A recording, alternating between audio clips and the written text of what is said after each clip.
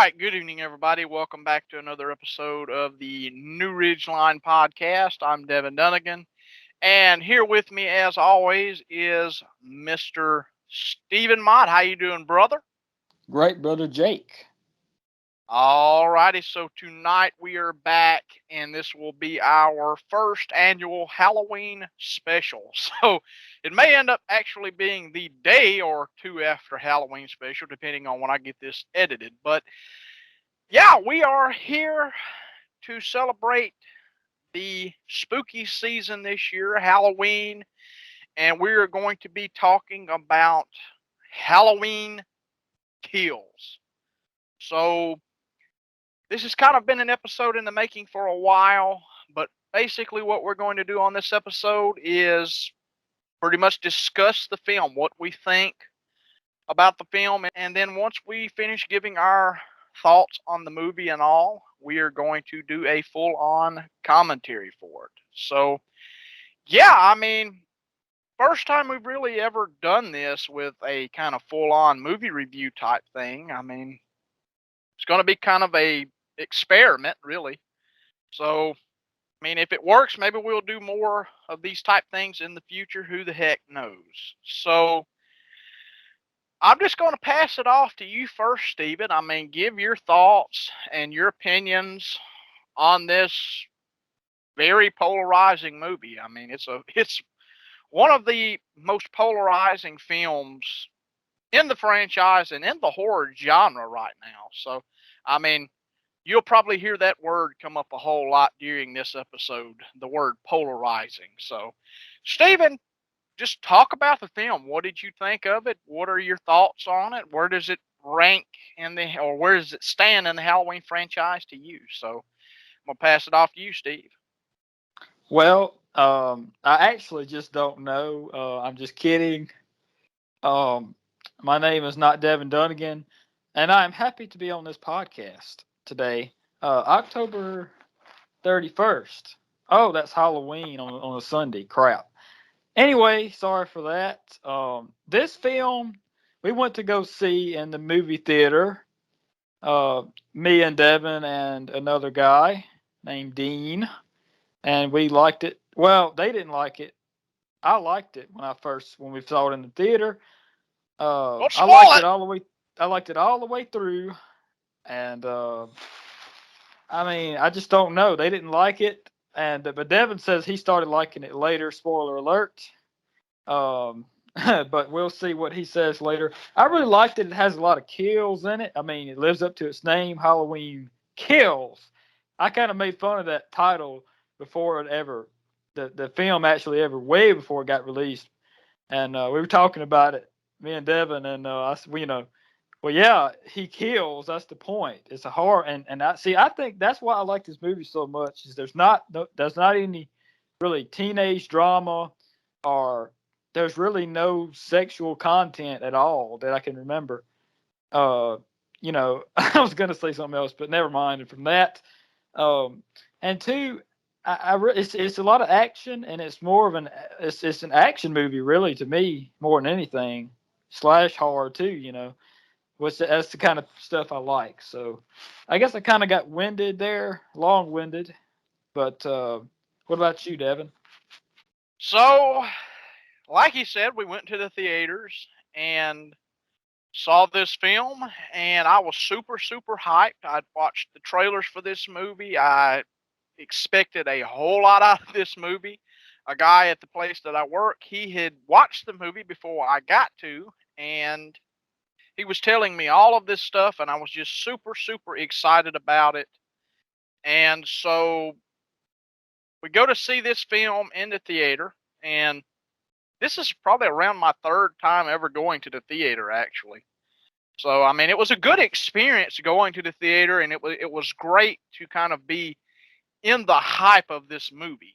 And my voice just did a weird thing there, but it was cool to be in the middle of the hype train for this film. And I mean, this I intended to go see the 2018 film, but things fell through with that one.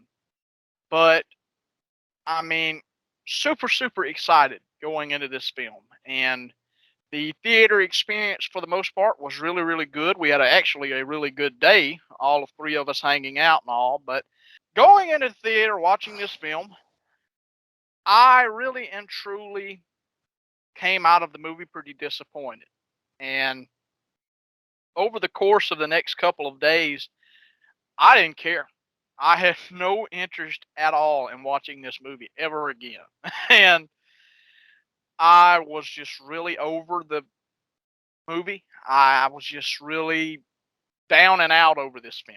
And I think that this is definitely a movie that is polarizing for a reason. Once again, like I said, polarizing is going to be a big thing in this review or episode, whatever. So there's a reason why this movie is so polarizing. And I mean, when I was going into this film, I saw a lot of mixed reaction. The A lot of the diehards were saying they hated it.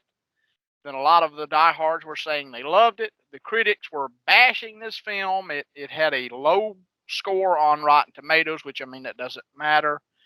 But I mean, yeah, I mean, coming out of the theater, I was pretty disappointed in this film, and I knew I was going to watch it again, and I knew maybe on a second viewing I would kind of get it a little bit more, and would actually come to enjoy things a little bit more with this film. But coming out of the theater, I absolutely hated this, and I lumped it in with Halloween Resurrection as as tied for the worst movie in the entire franchise. So going back and rewatching this again, I liked it. I still had issues, but I started to come around to this movie, and I kind of garnered sort of a fondness for this movie. But like I said, to me, there were still problems. So the other night, I pulled it up again, watched it, and I guess I'm going to talk about my overall likes and dislikes about the movie. So I'll start by saying I like the movie. I think the movie is pretty good for what it is. But there's a lot of stuff in this film that I think could have been cut out, and a more narrow story could have been built from the elements, if that makes any sense. So I love James Jude Courtney in the role of Michael Myers, the Shape. I thought he probably the best Michael Myers in the franchise. I mean, he's basically become kind of the Kane Hodder of Michael Myers. He's kind of came in and made something out of this character that not many other actors have been able to do. I think Tyler Mane did a decent job. I think George Wilbur did a pretty decent job. You do also have Nick Castle. You have, like, I believe, four people playing Michael Myers in this entire movie. You have Nick Castle, who I heard his scenes got cut out. Of course, he's the original Michael Myers. And then there is Aaron Armstrong, I believe is the guy's name. He's the guy that played it in the flashbacks. And then James Jude Courtney is the primary Michael Myers. And then you have Douglas Tate playing him as well. So I mean, that's four people, not counting the flashback to the first movie where you've got Tony Moran as Michael. So I mean, a good bit of the Shape in this film. So I do really like him. So the gore, the effects are top notch. Christopher Nelson does a fantastic job with the special effects. He came back from the previous movie. Fantastic job on the effects. And overall, the kill scenes were very inventive. Like the firefighter scene where you had him come out of the house and basically massacre all of the fire department in Haddonfield. I thought that was fantastic. That was a good kind of showing Michael reacting to a whole lot of people at once. I thought that was really, really cool. And they've tried it in the past. They did it with Halloween 6, which it worked really well there. And then I don't think they've tried it anymore in any of the, well, they've had like the police standoffs in Halloween 4 and 5, but that was off-screen stuff. You didn't get to see the actual massacre happen.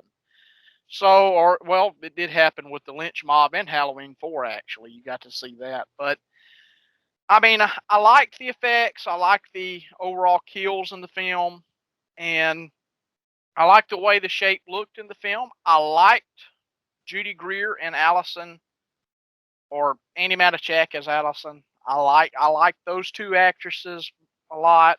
I like Robert Longstreet as Lonnie Elam. I thought he was really, really good.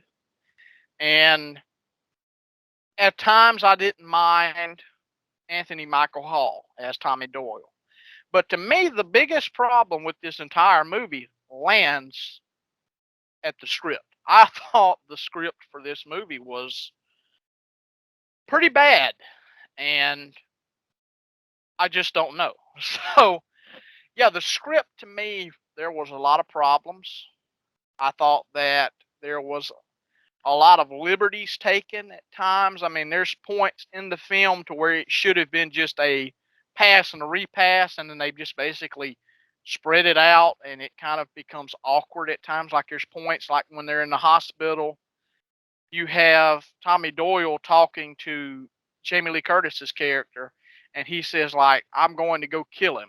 Okay, and it's just it kind of doesn't make any sense. It's just it should have been kind of this stern moment of like, I'm going to be the hero, but instead it kind of turns in like, okay, I'm asking you, can I do this? I mean, it's kind of stupid, but I mean, I can overall pretty much look over the script flaws, but I mean, as we do the commentary, I'll call out some more of the stuff I didn't particularly like that much. But I mean, for the most part, I do enjoy the movie. I think the movie is pretty decent. Is it great? No. Where would I rank it? Probably in the middle of the franchise, probably.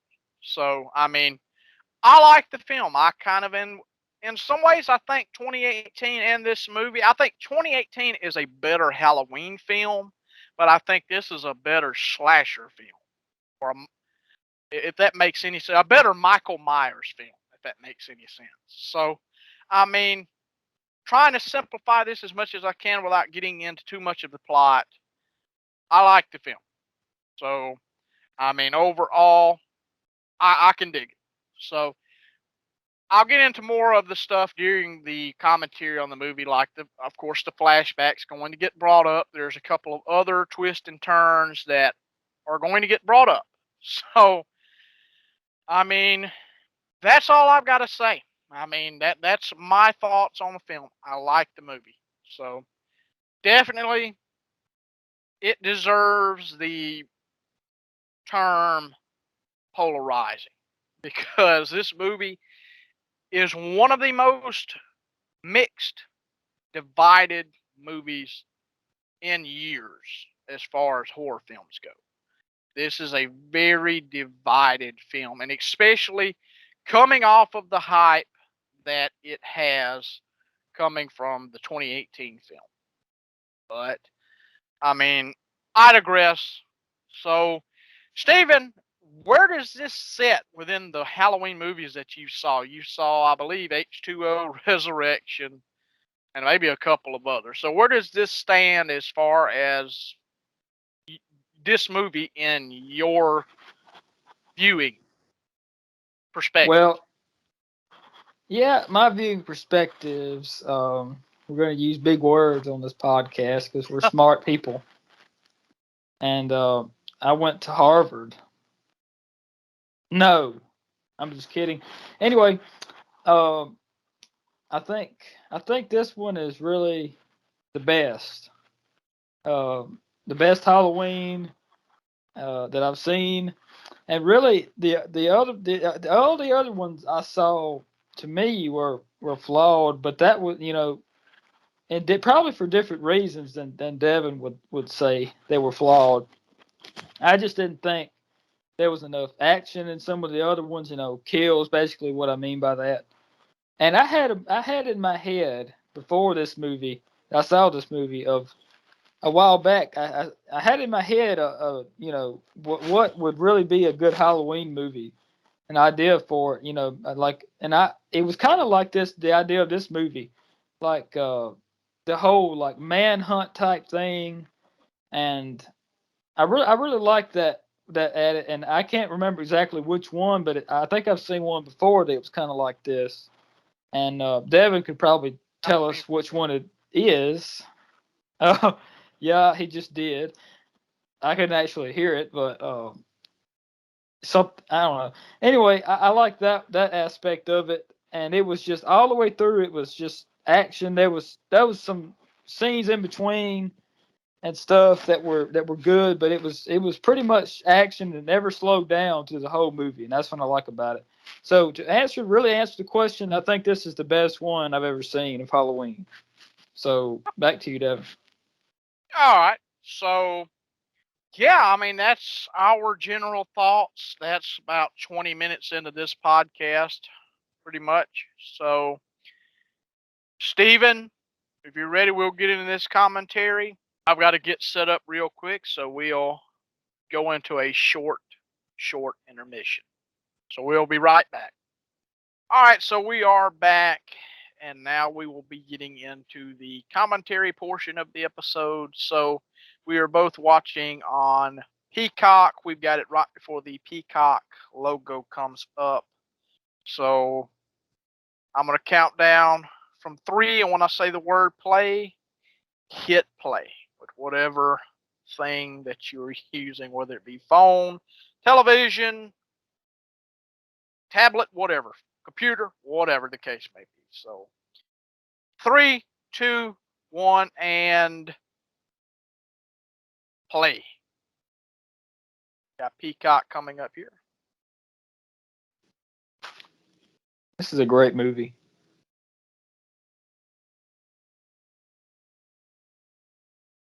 Devin says he kind of disagrees with that statement. I hate it. I hate this film. No. I Universal. like music actually, with Universal and all. I think this is actually pretty cool. It's kind of haunting. A company. Oh yeah, Miramax. Ain't that same thing for all of them? Yeah, they've been with Miramax since the 90s. What is Miramax? Is It's that a effects or something? Crap. movie company. A movie company. Yeah. Oh wow. I mean, I'm really a smart cookie. I like this. This is cool. It's kind of a throwback to the original. I like this. I like how they did the old looking words too. Yeah, that's They what I'm stayed talking with about. that. I know, Devin. This is kind of an interesting way to start it out with this character who kind of just disappeared from the previous movie.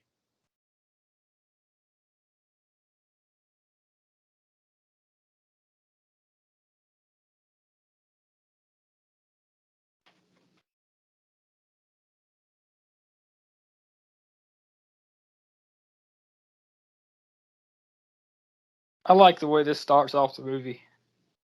Mm-hmm. Devin doesn't. No, I actually don't mind the opening, so you get kind of a throwback to the first movie. I mean, the 2018 movie. I don't remember anything about the 2018 movie at all. Maybe we should have done a commentary on that too, and made this a whole like 5-hour podcast. No. Yeah, I'm with you on that.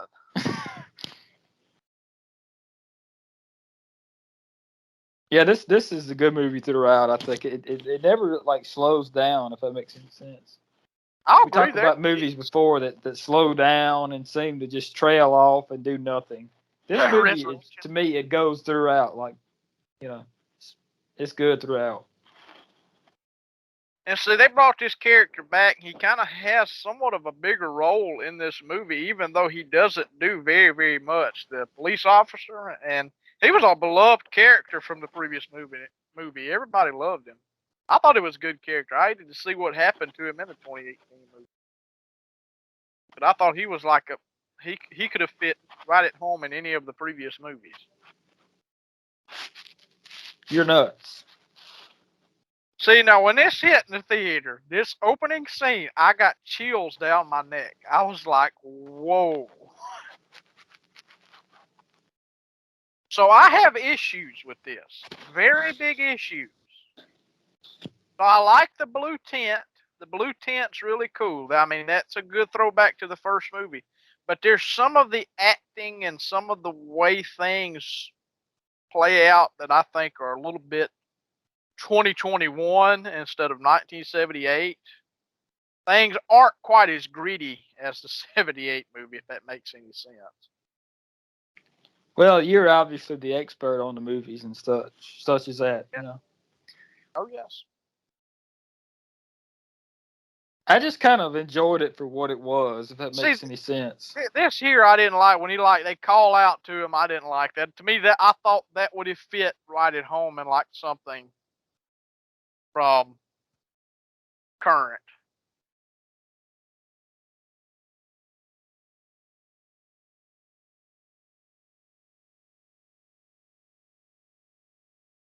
You're the bad guy.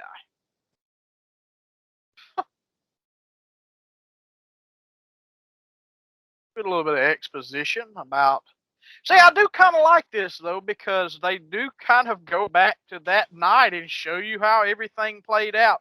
Originally, I think they were supposed to do it in the 2018 movie to where it actually ended up having Laurie shoot Michael or something like that at the end of it. So it kind of was going to try to mess with the 78 ending, but John Carpenter vetoed that. So Crap.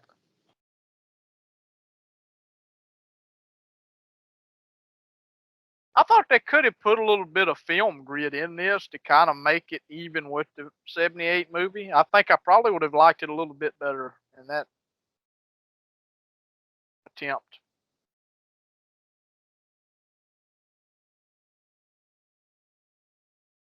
This is great music.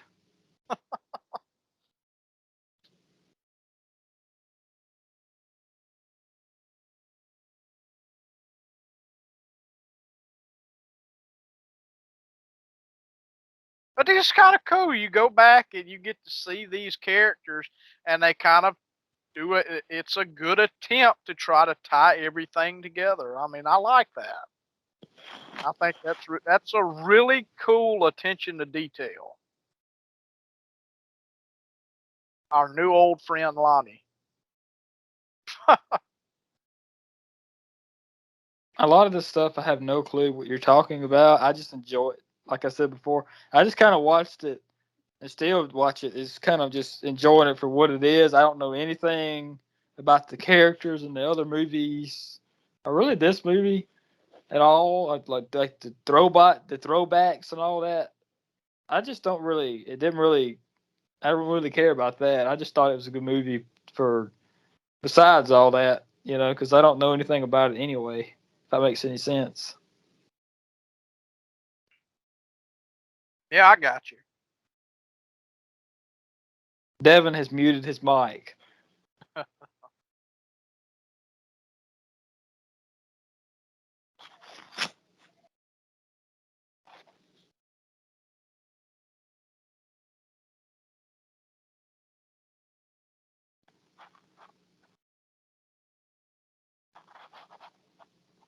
There's lots of Michael in this movie.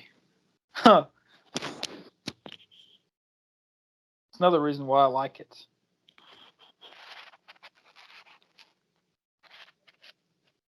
So keep these kind people entertained. I will be right back. Please excuse. Crap.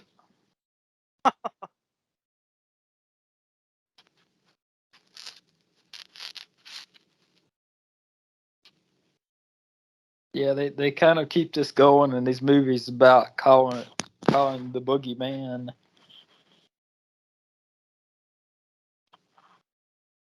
And this house.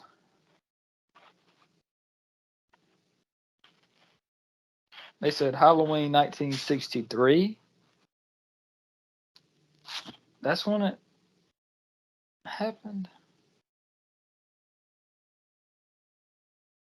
I was wondering a while back, the other night, I was watching the original Halloween, and I was thinking, I wonder when this is actually set, because I missed if it said at the very beginning of the movie.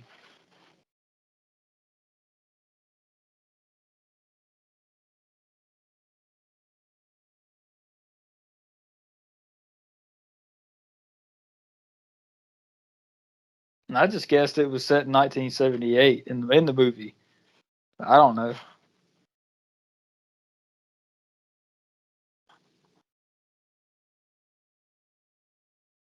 See, it's constant suspense in this movie. That's what I like about it. If it's not a kill being done, or it's chasing after Michael, it started off the movie with a guy climbing a fence and seeing not a dead body, but a guy that was pretty manged up, a police officer, whatever, sheriff, whatever it is, and it kind of goes into the kids, and then it's basically just the kids part is just kind of a build up thing. Later on there'll be more stuff with the kids trick or treating and stuff, like with the two guys in the house. And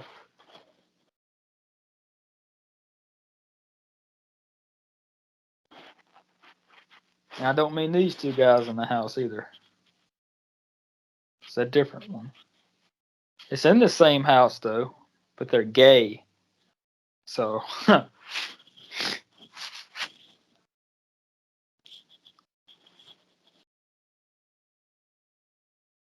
they think he went back to the house. So I see you're keeping these kind people entertained. Yes, I am. I said some very interesting things. I'm looking forward to editing this. Yeah, it's not anything bad or nothing. It To be better not edited be. out. Better not It did be. involve the two, gay guys. Oh, Big John and Little John. Hey, We'll get there. it's just what's in the movie. It's So I whatever. thought this was unneeded. I really don't like the way Michael looks in this part. I think it doesn't look like the original. I think they show his eyes a bit too much. He should have been a little bit darker lit. But that's just my critique of the movie. See, this is an epic scene right here, and it just keeps on going to me. Like throughout the whole movie, it just keeps the suspense up. Like I said earlier, when Devin was on his hiatus. Oh, my hiatus. Yeah. He quit I the just thought podcast this for a was. couple of seconds. I thought this was unneeded with Hawkins shooting his partner. Unneeded? I mean, yeah, I just thought this whole plot of the film to where. Oh, I love that score. Score is awesome. I just thought it was unneeded that he had to accidentally shoot his partner. It kind of takes away from the heroic aspect of that character. See, I love this. This looks like the 70s. Yeah, No, I it's like him. that scene. I like that scene, that's past scene, because it seemed, but that right there, man, I thought that was really cool. That With Dr. Loomis. Loomis thing. Well, see, and everybody thought that was CGI, but it's really not. It's an actual actor who they put prosthetics on. It's not CGI, and I knew that it was. I knew about this whole flashback scene very early on. I knew that was going to happen. So, I mean, By the way, what I was saying about the other scene, I wanted to make a comment about that Dr. Loomis thing, but it is bad timing. Anyway, what I was saying is I thought that it was just they showed a couple of scenes like that.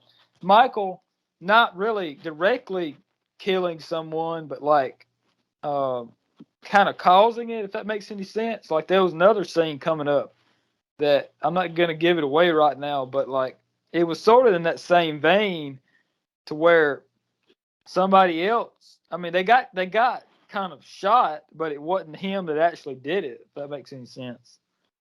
I He got just kind of he knew what he was doing leading it up to that. But I think I like that creativity. I mean, I just think it's a cool scene. I don't think about it that deeply, to be honest. This whole movie, I just think it's just cool the way they I did got you. it. So you've got this pumpkin on fire that represents that the Halloween franchise is burning to the ground because of this movie. You're a nut. No, this is actually kind of interesting. The pumpkins in the opening credits here are actually 12 pumpkins, which actually represents the 12 movies in the franchise. I actually thought that was kind of interesting. And there was one earlier that I never noticed. It had blood that ran out the side of the eye holes in it, or the carvings where the eyes are. Yeah, it's just like that details and stuff Open Mic. like that. Michelob Ultra is what I think that means. MIC. Mute your mic. I'm just kidding. So see, some of this comedy to me is something I have an issue with at times. So you want no comedy whatsoever in this movie? I don't. I'm not saying that. I just think some of it doesn't work. But it is what it is. Like I said, I've warmed up to this movie. I'm going to over critique this movie, but I have warmed up to many elements of this movie. I like this comedy, for instance, and the opening scene, the flashback. I can look over all the faults I said it had. Whether I still consider it to have it in 2 months or whatever, whenever the Blu-ray comes out, I mean, it all depends. Which they're talking about releasing an extended cut in, I believe, January or something. Looking forward to that. Maybe I think there's some stuff in this movie that was edited around and kind of taken out of context at times.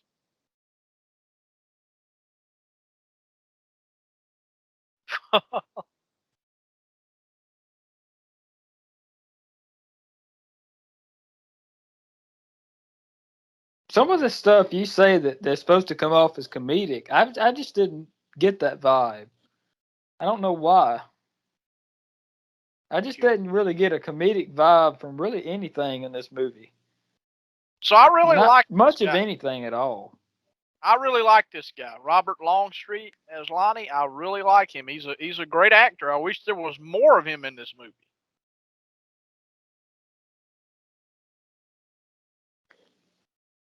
I like this part here because it seems kind of off the wall, like when you first watching it.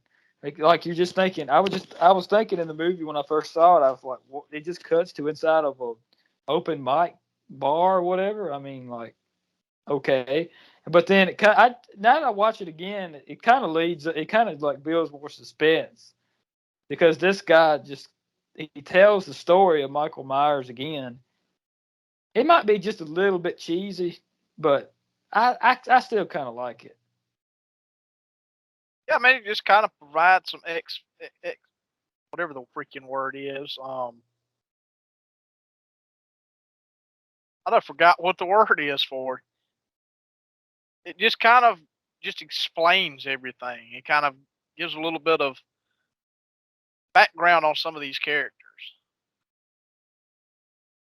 Because many of these characters are actually characters from the first movie that are brought back for this one. See, that's what you get, but I don't because I didn't get any of the references at all. That way. So this guy was actually played by a different actor in the original, so it kind of, with him being brought back, it's kind of for me because I think it would have been better to bring the original actor back, but I mean, I understand why they didn't bring the original actor back. And And they why is asked that? Paul Rudd in from part 6 to come back, but that ended up not happening because he was filming Ghostbusters. But that didn't happen pretty much because he's just kind of a has-been actor, really. I don't think he's acted very much since the original Halloween. So He's not the leading man that these people were looking for, and Anthony Michael Hall is.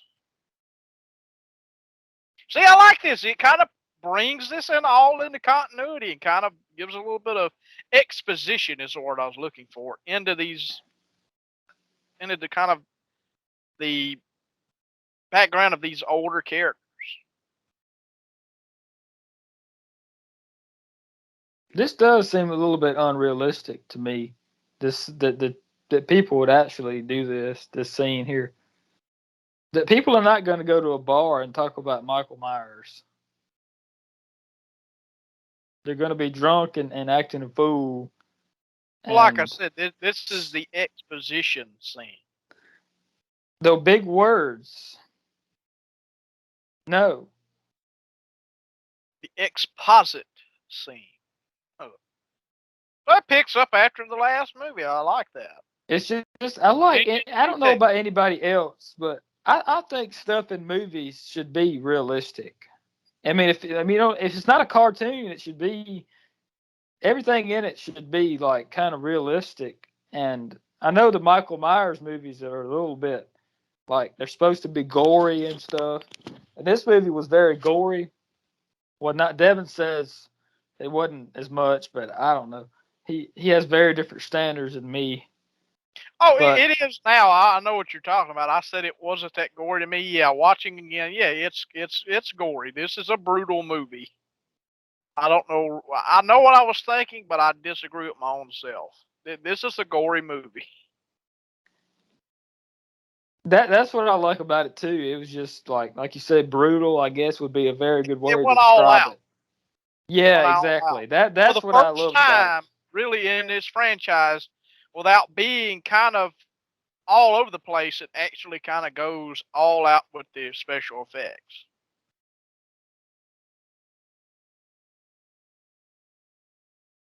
See, now this is bad. This is cool right here. When he comes through this freaking, that's cool. That is cool. That is freaking awesome. And this dude now realizes he is screwed up. I was thinking earlier, I almost think that this is probably going to sound stupid, but to me, they should have opened the movie with the scene, the scene just now where they had, Jamie Lee Curtis, Laurie Strode, she was riding in the back of the whatever it was, car or whatever. She had the big wound and all, going to the hospital, and then they were, let him burn and all that. I think they should have opened with that and this scene, open the movie with that, and then the other stuff after that. Yeah, I understand what you're talking about. Now this right here. These people are like, we are screwed up. This is not good. But I understand what you're talking about. I mean, it would have been better to kind of open it with that scene and then go to maybe the credits and then come into this scene and then maybe go into the whole backstory of the cop and everything. I understand that's actually that would have been good editing actually. That's pretty cool. I mean, oh yeah, this is a cool scene here. Thanks. Oh my. Yeah, see, this is just what I'm talking about with the like the kills and stuff.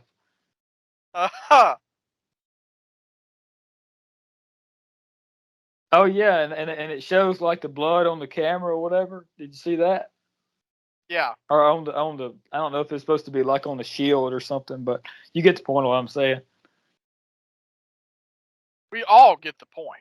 It adds to the effect of the the kill, the absolute, the domination of Michael Myers, that they can't do anything to help themselves.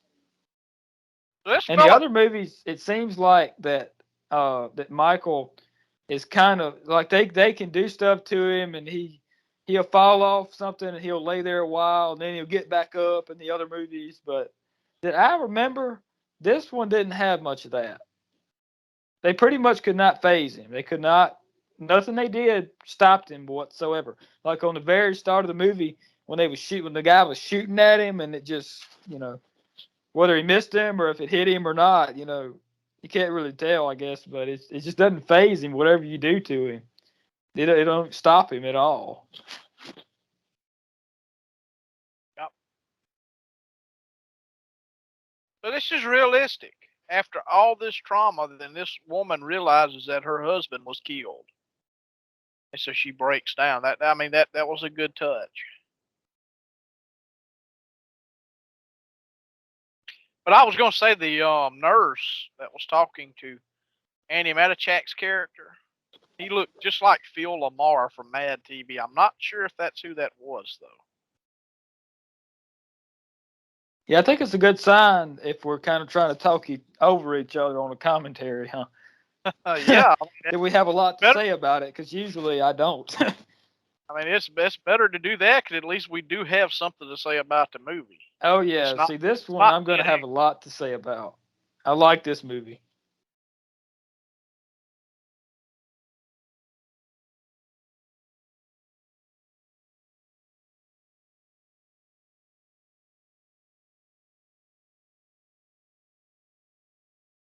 So I know a lot of people compared this to Halloween 2 and say it's kind of a more legit Halloween 2. I kind of agree. I'm kind of like, okay, yeah, possibly.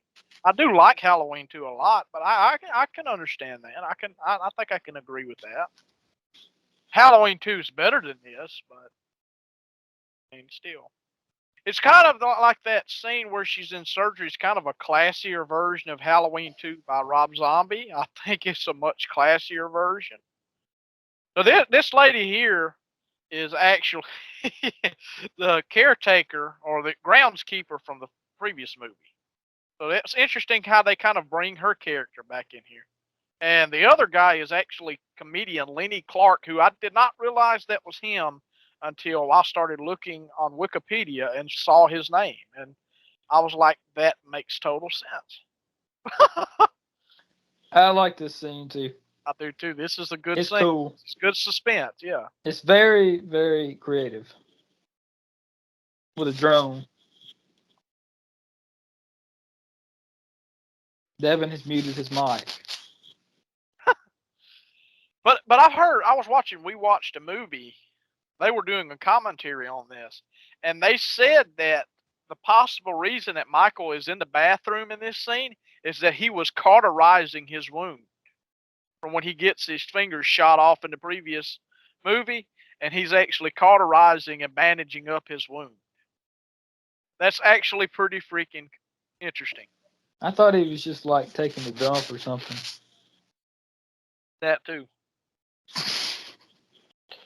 No, Michael doesn't do anything like that. I mean,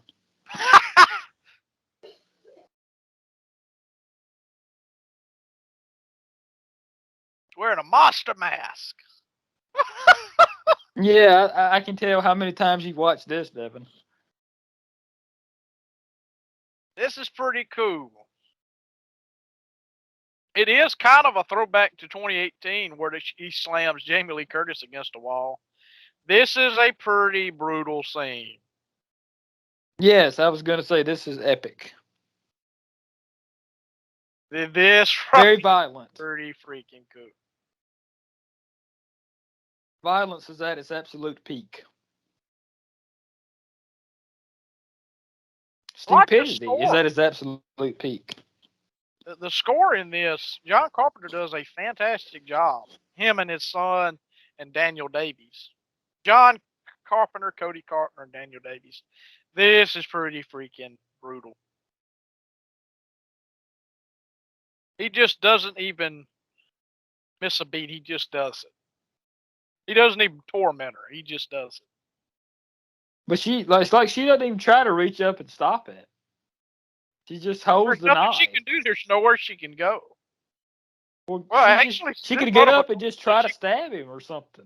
She could have went out the door, but I mean, a sense of shock like that, or trauma or whatever. It could.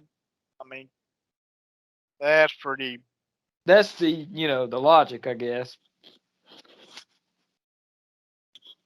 Oh, by the way, I like how that scene. I've heard you talk about stuff like this before, like how he stepped on the drone, like seeing stuff like that. On another movie commentary he was doing, it's like he'd run, like they'd run over something, some some kind of either potato or tomato or That, something like that, that. that was You know what I'm talking about? Pet Cemetery too, where at the end they wreck a potato truck and the potatoes roll out, and after two people get killed, the dude drives off and just runs over a potato, and it's just like a subtle little bit of, I guess you'd say, irony that just kind of just sells the whole scene. See, ain't it kind of like the same thing a little bit? Not really. Yeah, yeah, I mean Steps on the drone. It's just something that's just kind of added, I guess. Just one more thing to just say frick you. Just in other words.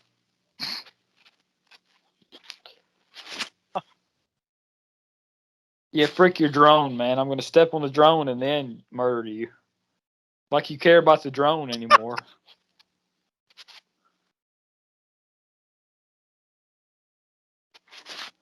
I don't. This guy seems like he's like.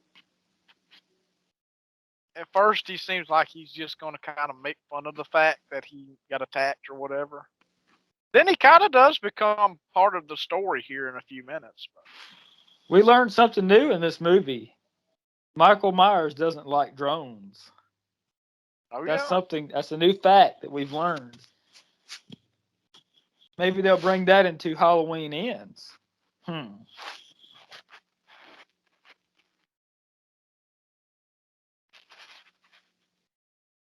Devin is probably thinking right now there is a new level of stupidity, of retardation on this podcast because of Stephen Mott.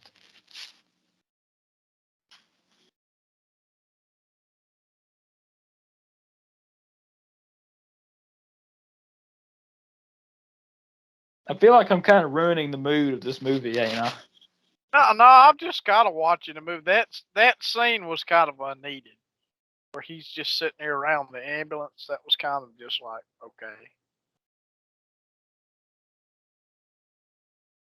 old Huckleberry.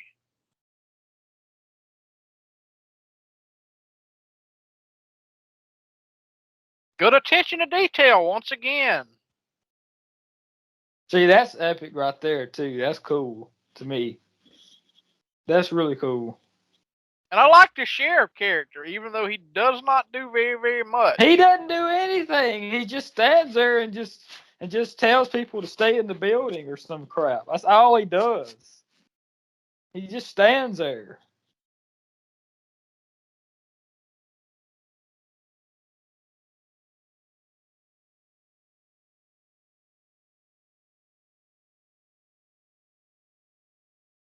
See, that's when the whole manhunt thing starts. Yeah. Like, right there. And that the first part of the movie was leading into that. Now it started, and that's basically the rest of the whole movie. And then it never goes anywhere else. Like Devin was talking about, it never resolves. It just kind of just, the way it ends. I'm not going to give it away, but just the way it ends, it just doesn't resolve, does it? Yeah. It just completely just goes nowhere. But I still like it though. That's the way I would have written it, to be honest. Once again, keep these people entertained. Excuse me, once again. Okay. Devin has muted his mic.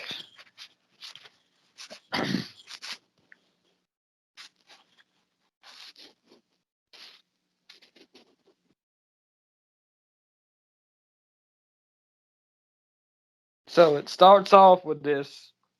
It goes to the bar scene, karaoke night, whatever. And then they're talking. They just so happen to be talking about Michael Myers right then. I mean, I know it's Halloween on here, which it is now anyway in real life, but that's besides the point. But I mean, that's a cool element to this podcast, isn't it? That Devin decided to do this on Halloween day here at whatever the frick time it is. It's 7:59 right now. So at night. These good and fine people are probably out trick or treating. But I don't have any candy because I ate it all. Frick them. This goes to random places when I have anything to do with a podcast.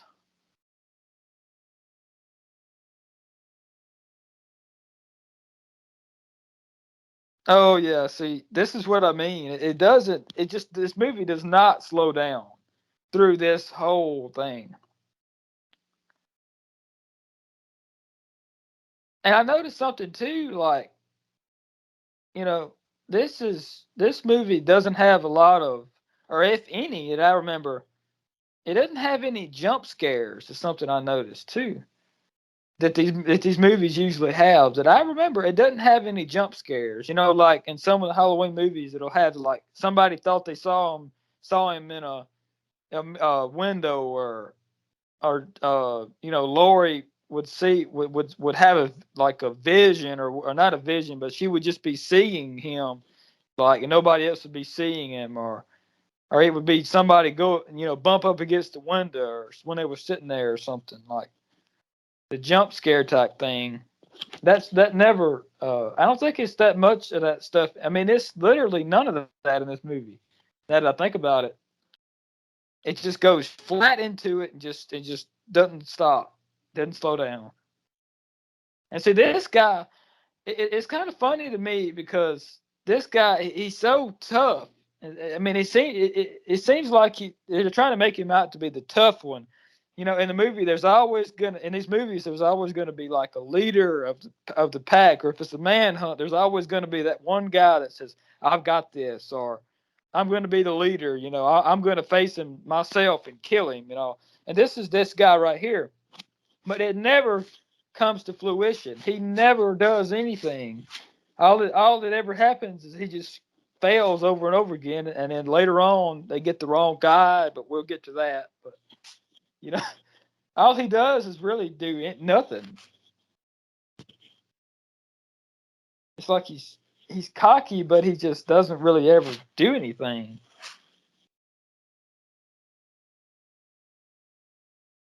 And it shows. It doesn't really show what happened after that in the car. It just shows that what it's going to now, I guess. Directly after that, some of these Halloween movies, it doesn't have like, it'll have, I don't know what I'm trying to say is, it'll have like a scene where it'll come back to where somebody got killed, and then but in this movie there's not a lot of that. There is a little bit, like it'll come back to people, laying there or showing what happened. But there were still a lot of actual kill scenes in this movie, which I liked. And probably because it didn't get cut out like some of these other movies did. The actual scene of them getting killed cut out, and then it just cuts to them being there. That gets on my nerves, stuff like that. It's a horror movie. Just show it happening.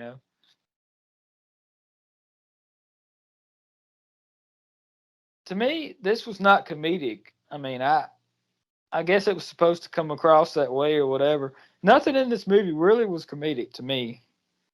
Not really enough to absolutely burst out laughing. No, I mean, it's a horror movie. I think that's the way it should be. Hey, Big John. Devin is back from his second extended hiatus. Yeah, ultra extended hiatus. So, Big John and Little John, this is the first gay characters in the franchise. First ever. It's tempting. Yeah, I remember them saying that.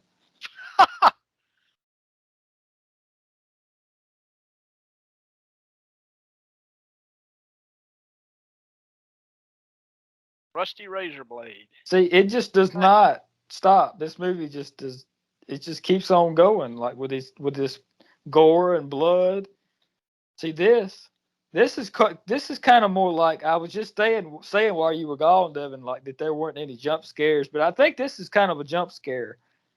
Yeah, this is Uh, about as closest to it as you get. but see, other than this, I don't think there's any, involving Michael Myers. There's no really jump scares.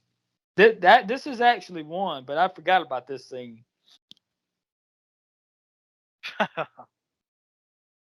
But the whole thing with the razor blade, that's kind of a throwback to Halloween too, actually. Or there's an actual kid that gets a rusty razor blade stuck in his tongue.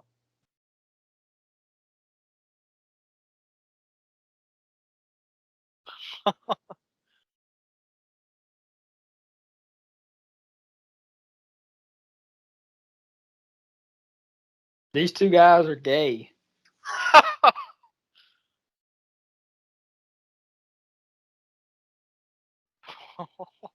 I'm just painting a picture of what they're trying to convey. I mean,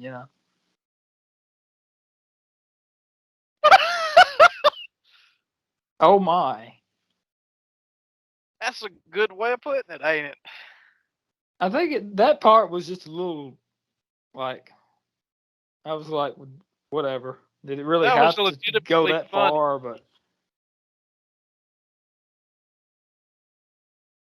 like I said before, like nothing in this movie really would just cause me to just burst out laughing, really, because that's just so. It's just so like middle school jokish, to So me. Michael McDonald is actually a character from Mad TV, or a actor from Mad TV. Yeah, An that's your stuff. I've never seen that. But going back to the scene, which I wasn't here to see it, but the whole thing with the mix up between the mental patients or whatever, which that'll come into play a little bit more here in a few minutes. But I mean that was an interesting twist that I wasn't really expecting, and I kind of look at it as they're kind of kicking themselves down again after the previous movie had that twist with the doctor and all. I think this is kind of a similarity, but it kind of somewhat works in a way.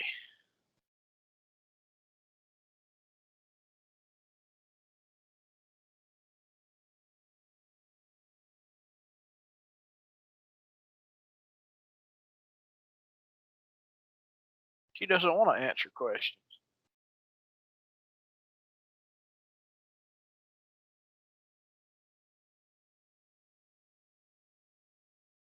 At this point, it is jumping around just a little bit.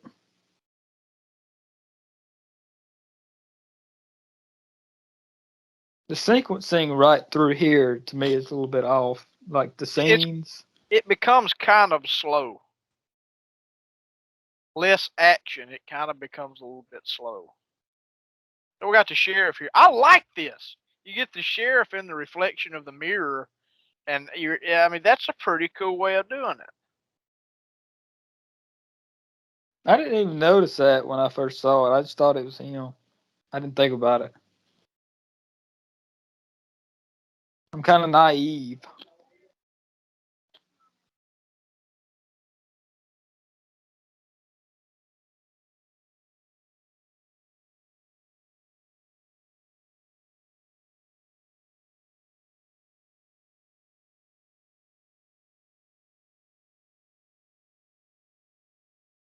Yeah, the thing is, right here in the hospital, they think these people in here think that he's still dead.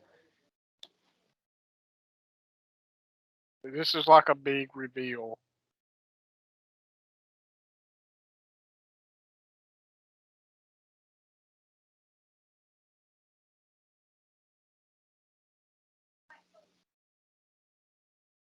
Yeah, and then when Lori finds out, that's not going to go over too well either. Oh no.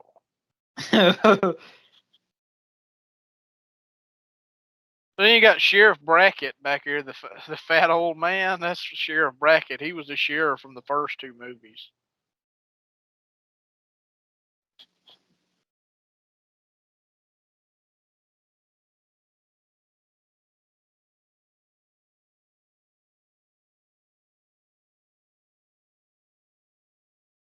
At times, I would love for someone to punch that character in the face.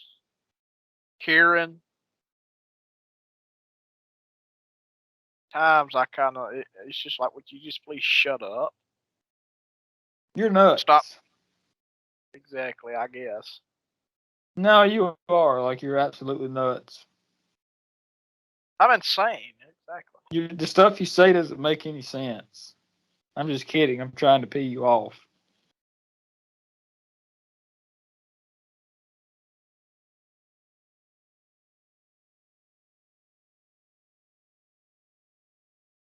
To me, this is not. I mean, it's not. I mean, it doesn't have to be a kill scene for every scene, but it really doesn't absolutely slow down to me because it's kind of still leading up to the manhunt type thing. If that makes any sense. It's a build up to the manhunt.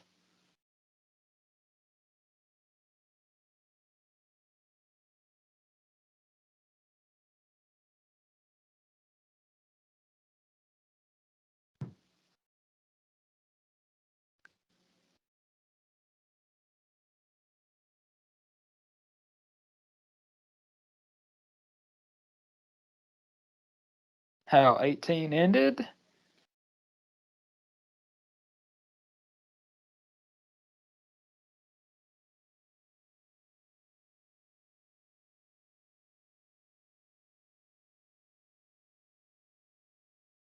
He gives her this knife.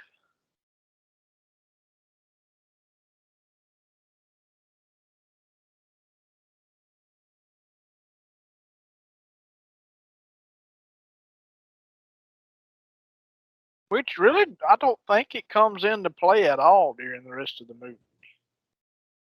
No, I was just thinking that. I don't remember her actually doing anything with it. Lori doesn't actually do Yeah, anything else. she's kind of a more or less supporting role in this. Yeah.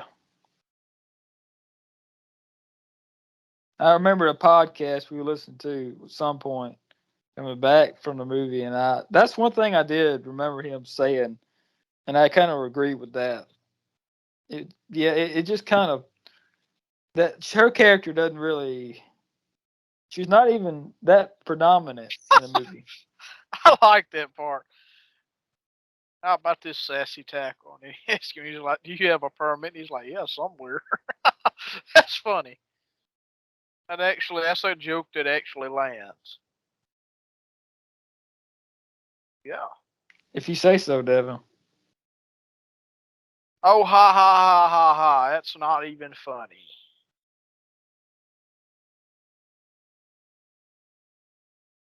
Get out.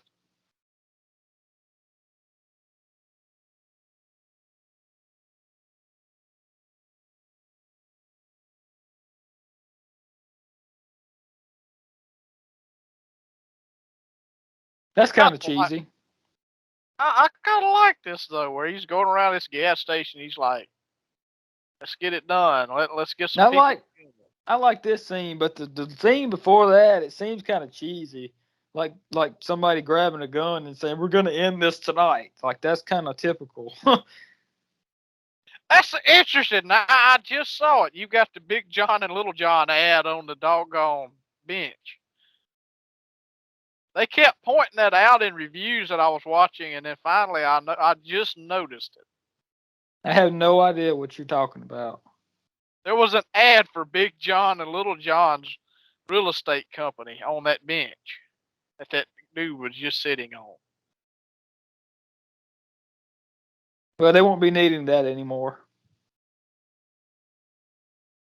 That's because they kind got of they got splattered on the line. wall.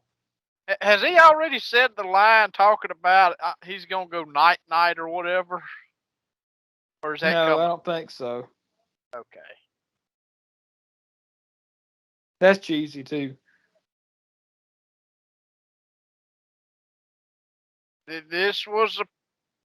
I'd have just drove up in the park and told them to get out of the park instead of stopping. Maybe that was kind of like you could have been home free with a car, as long as you've got plenty of gas. Well, I mean, people make really good decisions in horror movies, of course, you know. Oh yeah. No, they don't. So these two kids are from earlier in the movie. I didn't realize that until I watched that the other day. Or watched this the other day. Whatever, my grammar's terrible. I'm sure you know that by now, listening to the podcast, that I am illiterate. Not really, but I get to talking and I get my. We've discussed this before. I'm not even going to get into it anymore. In the heat of the moment, my grammar is crap. Devin's rant about grammar. This is a throwback to the first movie where he hops up on top of the car.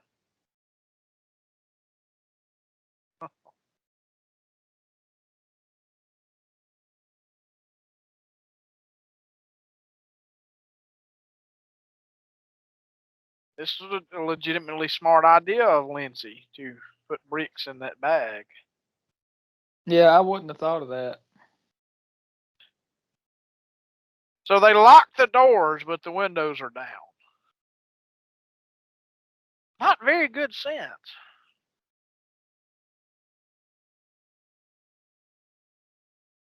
They just shut him out.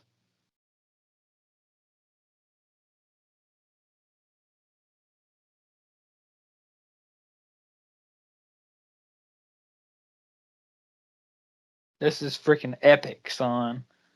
This is great.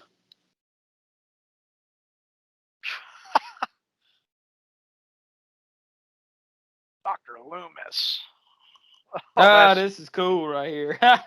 that's kind of cheesy, though, that line. Yeah, it's not as cheesy as some of the other crap they said before, though, to me. I He like just it. takes care. That's a gripe I had earlier, but now it doesn't. I don't mind it that much with the whole thing of killing off the older characters kind of early on.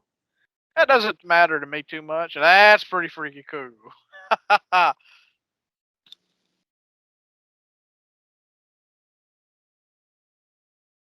Horror movie elements. Great content. Stab through the eyeball. It's great stuff. And watch this. This is going to be probably the most cheesiest kill scene of all time. Yeah, See? that is kind of stupid, but The whatever. cheesiest, stupidest kill scene of all time. Period. But That's it's still, one I murder. still liked it when I first saw it. I thought it was cool. That's one murder Michael didn't commit in this movie. Technically, Well, remember when the guy shot the other uh, police officer? That too.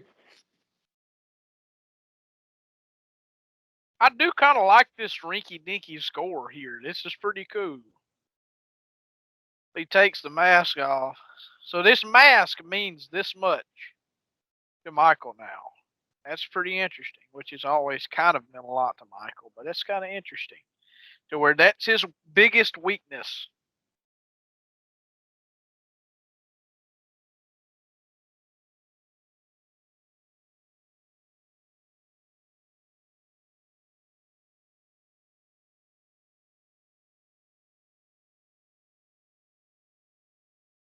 This is epic. Breathing. I believe all of that is actually Nick Castle, the guy who portrayed him in the first movie. Yeah, it totally really matters, you know, who plays Michael Myers. Oh yeah. This is There's just a good there's a element. sense of sarcasm in my voice. Oh yeah. Sounds like Darth Vader. It really does, actually.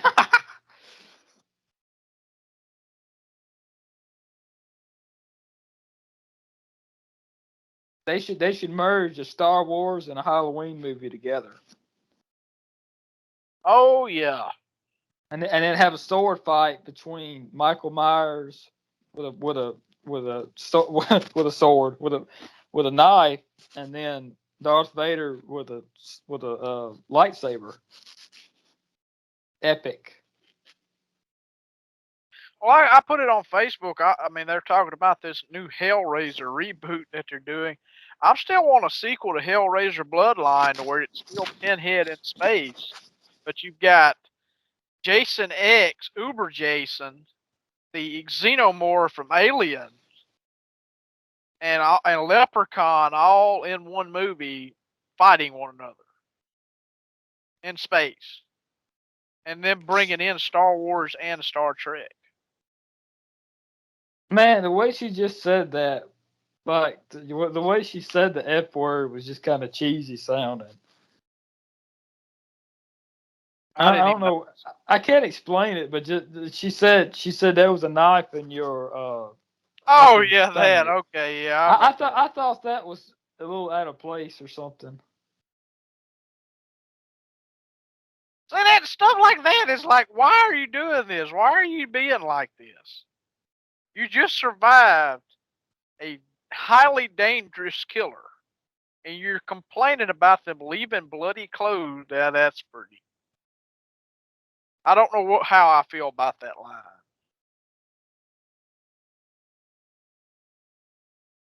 And it's a coincidence that they get put in the same room together. Yeah, that did cross my mind when I first saw it. That's See just a that's a very cool little coincidental throwback thing. throwback to 2018 to where Ray actually says that Lonnie sold him the peyote, and then it ends up that Lonnie says Ray sold him peyote. So it's kind of a reverse on the story.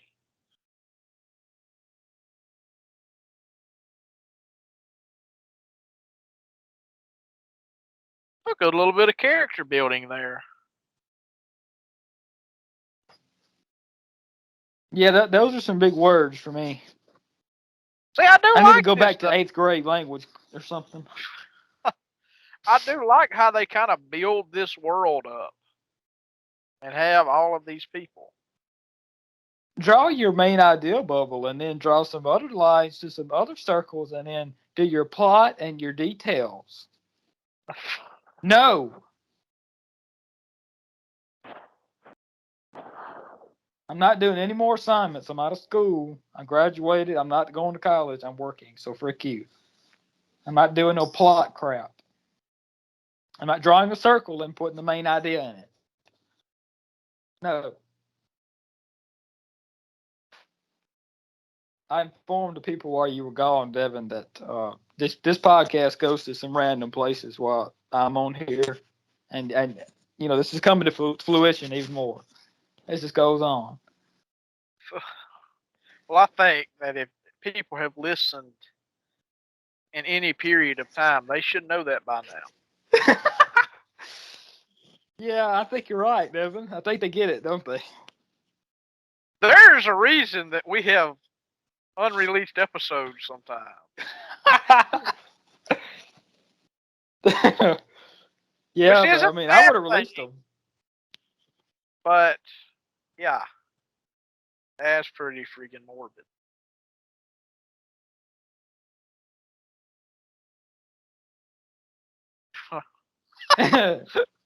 That line's kind of like okay for the way that was. Just the way he said it, though, it's like Oh my God, Tommy! What?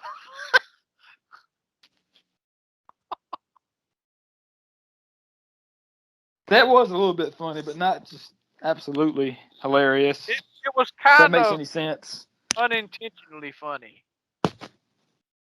I don't know about that. That the execute, in other words, the execution of the line made it funny, is what you're saying. Yeah. I thought she was saying frick. Thought you stole my freaking word. Frickin' dang you.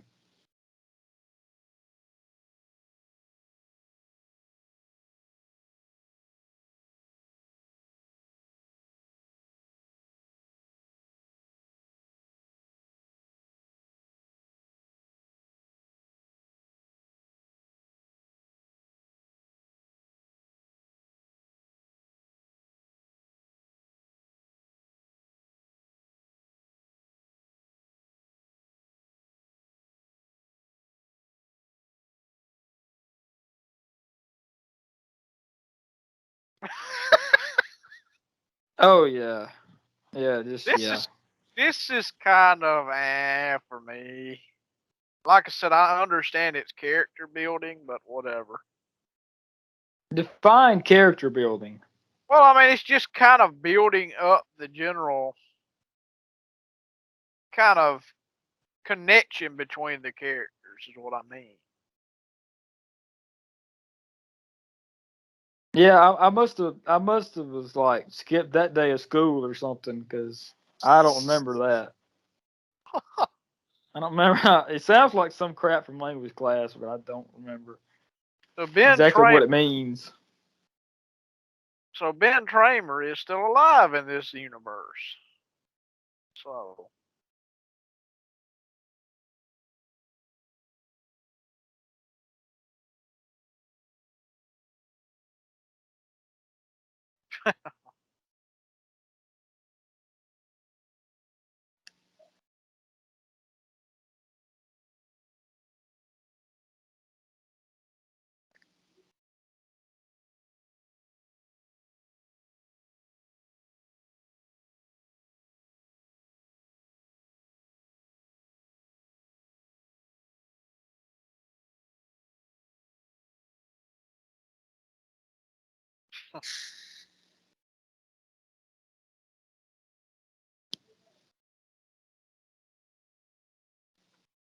I wanted to open my freaking Coke,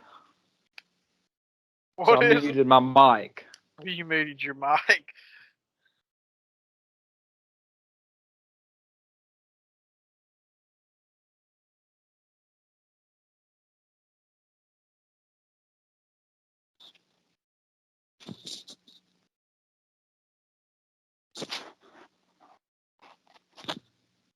Is that what you were talking about, the old fat guy or something? Yeah, the old fat guy's from the first movie. That's rude. We shouldn't call him the old fat guy. He's got You said it. yeah, I mean it's my I was just fault. gonna say that's an interesting way to describe a character.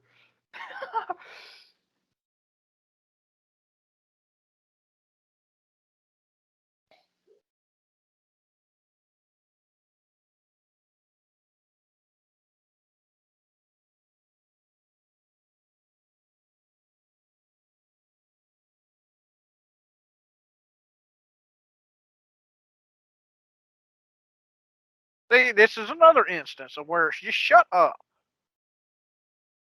Please, you don't have any idea about what you're talking about. Just shut your mouth. This is kind of epic.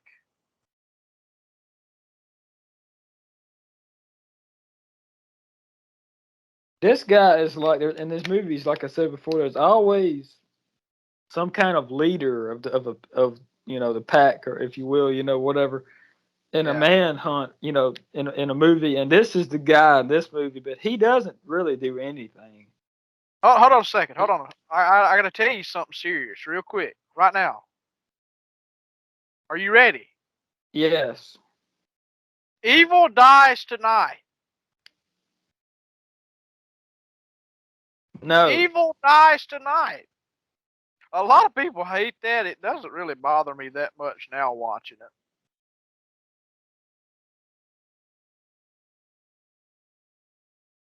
Yeah, let's just say evil did not die that night. And it will not ever. Michael will not die. You cannot kill that thing.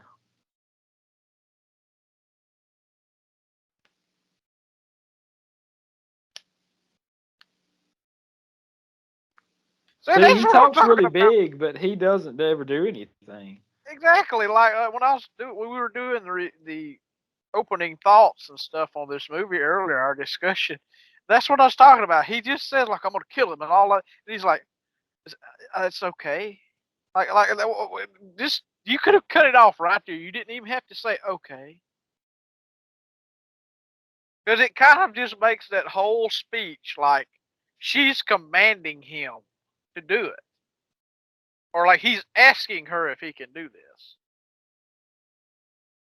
I think it's just the way that he said that. Yeah. That's exactly what it's the directing in It's a just lot of the writing was. the writing was a little off, but really the main thing with that was just the execution.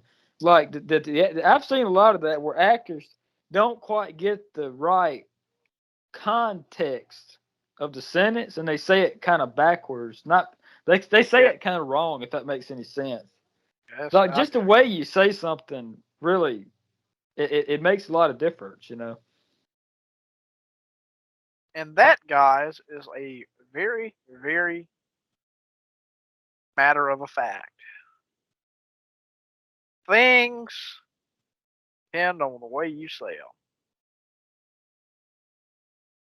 Acting, that's acting 101 there, and I don't know anything about acting, but I'm just kind of guessing as I go.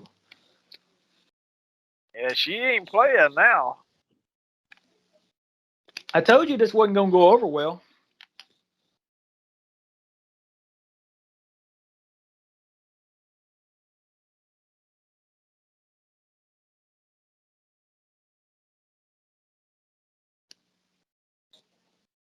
I don't know what movie this is from. I know there's a couple of different ones in here. I know one of them's the Fun House, and there's another one that is from something else.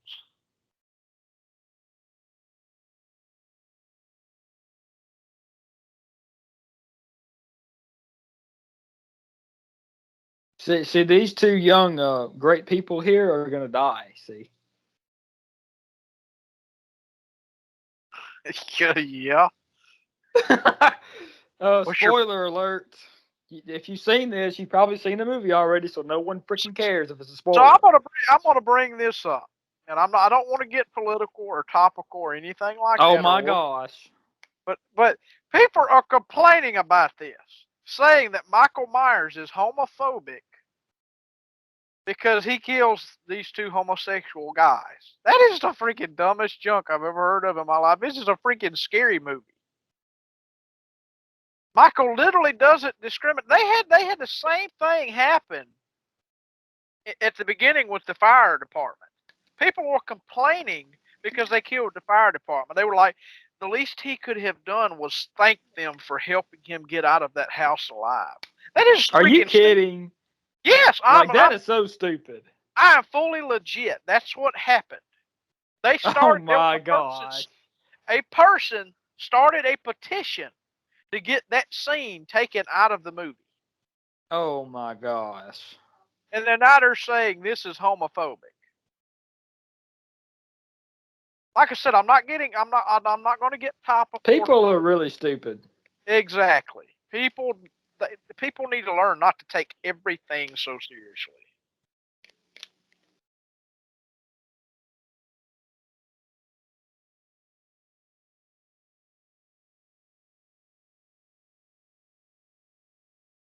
That was a weird line. Next time I'm coming with a pitchfork.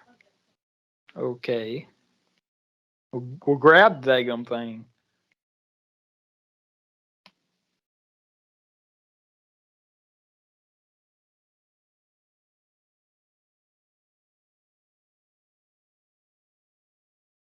I remember some people talking about this before too. Like he's got a golf club. Really?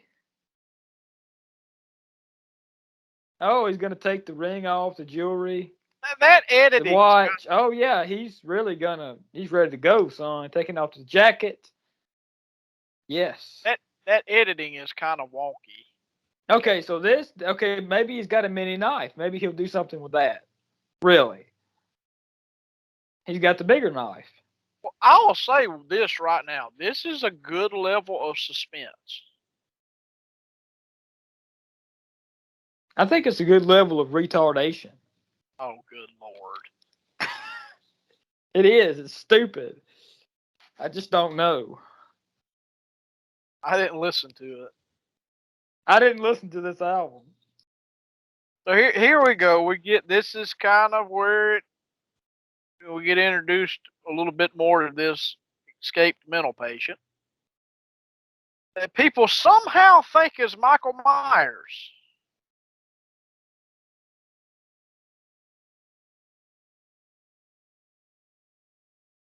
The first thing that popped into my mind when this character was first introduced and they were talking about like there was going to be a twist and all of that, I was actually thinking this was going to be like not Michael Myers, but Dr. Loomis went insane, so now he's locked in a mental asylum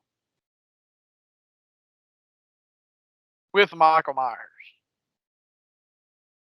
But, I mean, of course, that's not the case.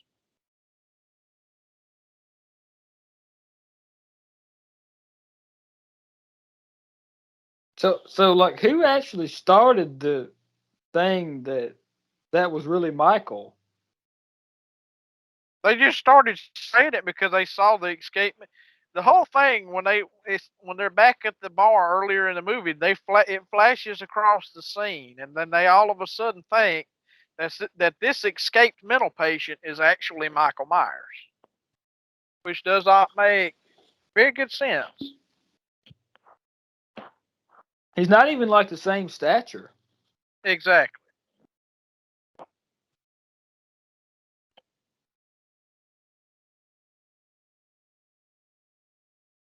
Like I said, this is a pretty good suspenseful scene. It's kind of a good. You're kind of on the edge of your seat watching this. You know something's going to happen. It's just when is it going to happen? That's kind of a comedic sort of. The way he goes into that room's kind of like, okay. Yeah, if you say so, Devin. I'm just laughing my head off right now at this. Yeah. At least it is to me. I'm just trying to make you mad.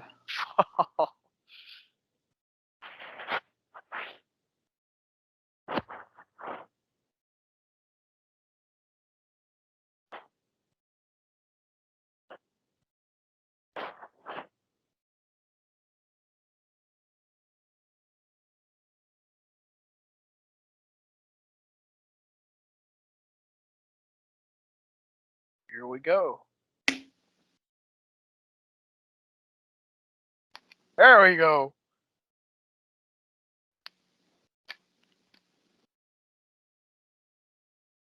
See, I'm a genius. I was able to Good tell that effect. those two guys were going to die. Great effects. It's not like I've seen this movie before or anything like that. So this is Blind Watch. We've never watched this movie ever in our lives. Not in my lifetime on Mars. Exactly.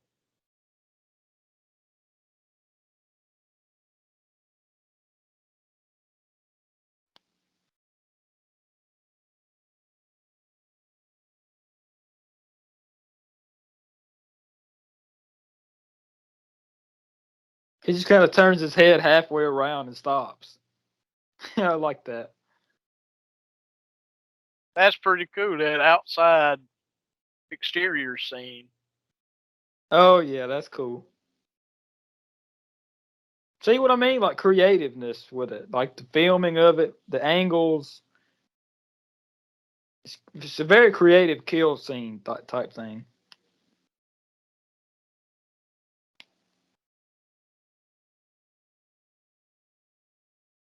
You sheep. It is not him. Oh my god. And See I what? she I don't understand why she would just choose one guy and do that.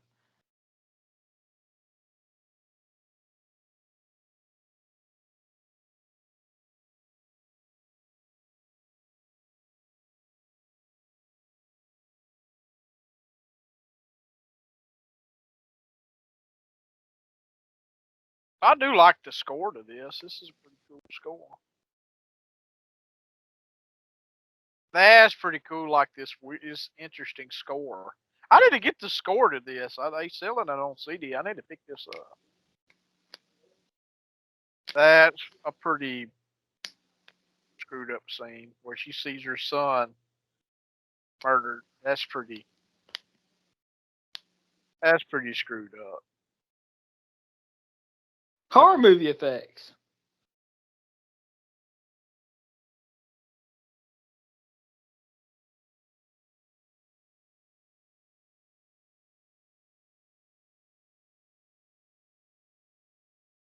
I think we passed the part where they showed the flashback to Halloween 2, and Halloween 2 isn't even in the timeline with this movie. They just put in a single scene from the. That's. I bet you that hurt. They just put in a single scene from the freaking Halloween 2. We're at 113:47. Wow, we're almost done with this movie. This has been a great movie. Great film. Great film, great song, great film, great song. Oh, the sheriff was yelling. He never showed any emotion before. Halloween Michael's masterpiece. That's what they should have called this movie. Crap. More backstory. Michael's masterpiece. Here we go. Michael eats a toad. That's a blast from the past.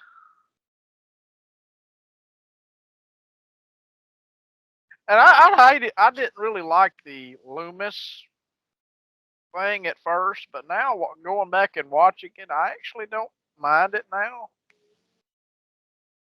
I actually don't mind the flashback scene now. They take his mask.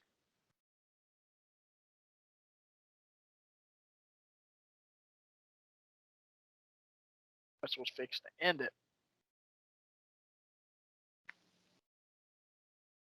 Yeah, that wouldn't have killed him, you know it. He couldn't have killed that thing. You could have cut his head off and cut him in a million pieces, and he would have still came back.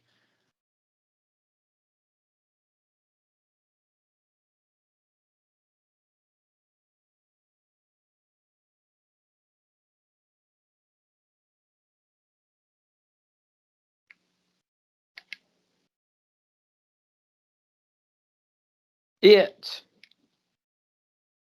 It's an it. It's a thing. You can't kill that thing. It's not a man. I don't like that line. It needs to die. I don't care too much for that. Yeah, because you're nuts. I think it's a great freaking line, okay? Great freaking line.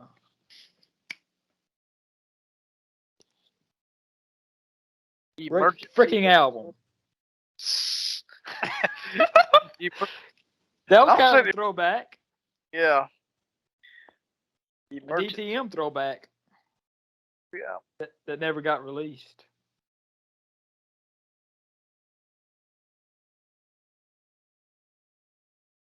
We should release that episode and just edit out all the cussing. Oh, what cussing? There's no cussing in that. Oh, it's not gonna be when it gets released. I got a good mind to do that too. That'd be funny. Yeah, just listen to it all the way through and like 3 times, and just make double dog sure that certain words are out of it, and then release it. This is becoming. Getting back to the movie here, this is kind of an emotional, sad scene. No, I want to talk about other things. Okay, this movie is done. I'm done with this movie. I'm just kidding. It's hour 30:22.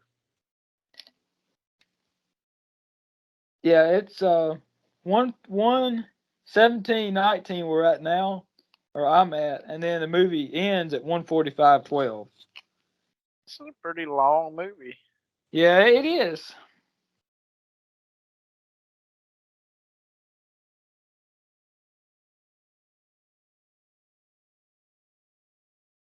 Honestly, it feels like the end of the movie here more, and it just kind of drags on, but it does. Yeah. It does kind of seem like I'm just kind of sitting here, and I was when I first saw it too. Like, come on now, this is kind of going on and on and on and on.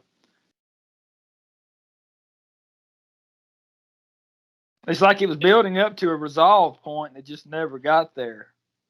Even at the end of the movie, it just never got there. Well, this gentleman here actually that plays the escaped mental patient, he actually passed away here recently. Ross Bacon. Oh. Guess that's pretty sad. Touristic. That's weird.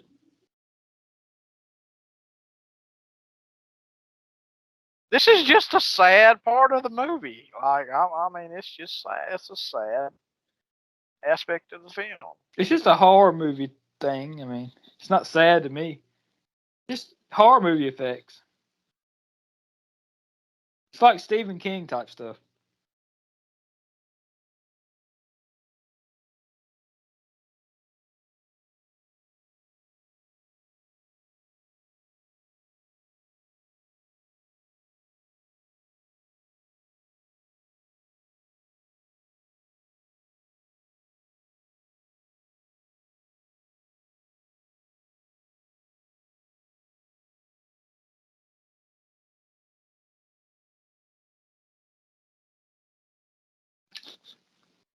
Very cynical.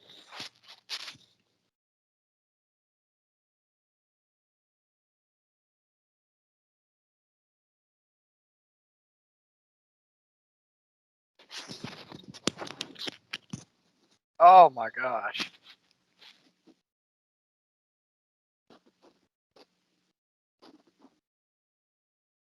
Cynical. That freaking twitch of the mouth that's pretty freaking. I love it. That. That's what, like, one of the best scenes of the movies. That's great. This is great. I mean, this is like tremendous. It start picking up again. I mean, it's not dragging anymore.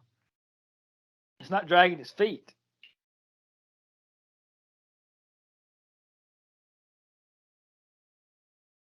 You don't know.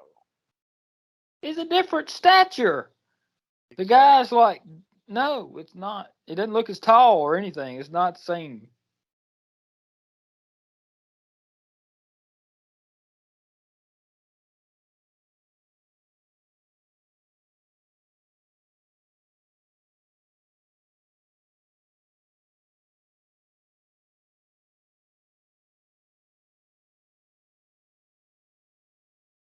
Monsters. I need something to eat. I need something to drink now. I'm thirsty. Monsters.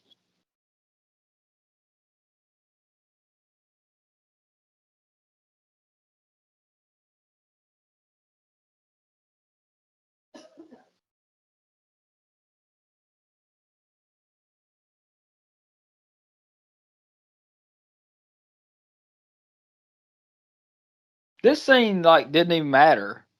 He's trying to get him to change his story on it, so he doesn't like get in trouble, I guess. But it just doesn't matter. Like to the ultimate, like where the film is trying to go with it. It just doesn't matter. It doesn't go anywhere.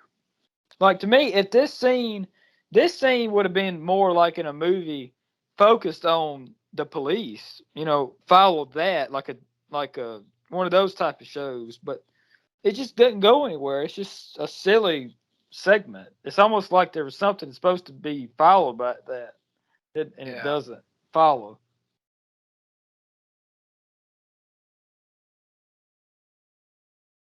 It's like that's like a rabbit trail that they just didn't even go down anymore.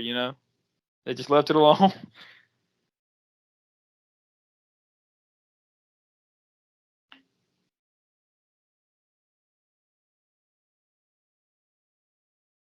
So you didn't get to see very much of Tony Moran's face. I think they cut that out because he wanted a bunch of money for it or something.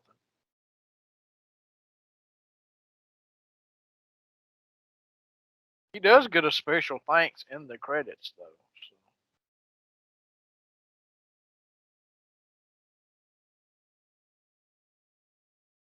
Yeah, they mentioned that like twice in the movie so far, like that deal with him staring out the window. I think that's kind of cool. I think didn't they mention that in a lot of the other movies too, where he just like stares or something like that.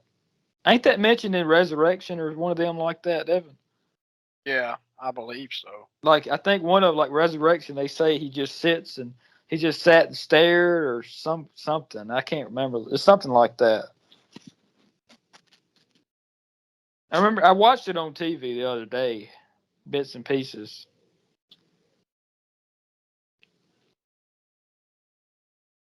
Well, Steve, entertain these people once again. I'll be right back Oh my. for the 900th time on this episode. Bobo. Devin has muted his mic. This is a great film. There's a lot of F words in this movie. Yes, ma'am.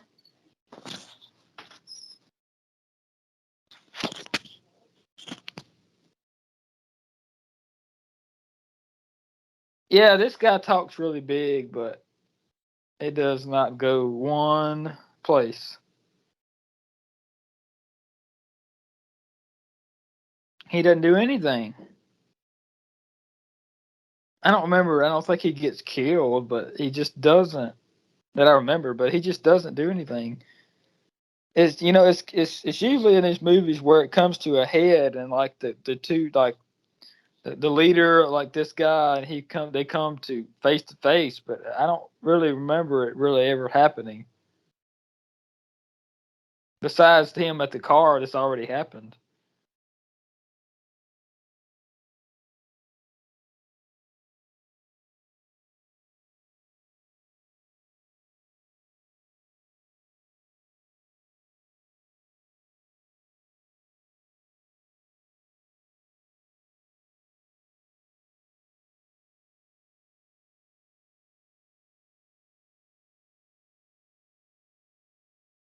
And that's really stupid. That's a cheesy line.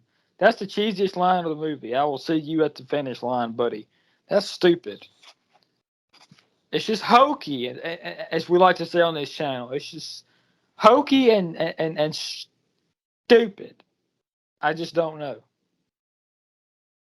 I mean, really. I mean, I'm just sitting here like what the crap, man? Like actually, like what the crap? I just don't know. I mean, bringing in outside songwriters is just stupid. By every account, it's just stupid. 5150 Van Halen is a great freaking album. Okay, so I mean, it's a great. It's April 14th, and it's a great. It's great. It's a song, and it was the only album. It was great. Monsters. There's another F word. Yay! It's like 15 F words in this movie.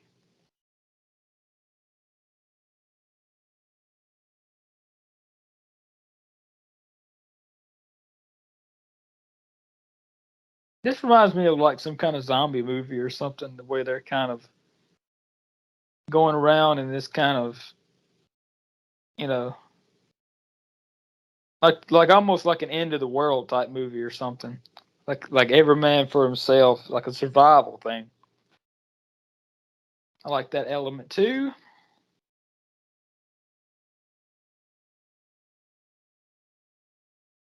In a way, it kind of reminds me of a movie I saw one time called Bird Box. I believe was what it was called, or something like that. Something along those lines. It's kind of the same thing. It's kind of like the end of the world type thing.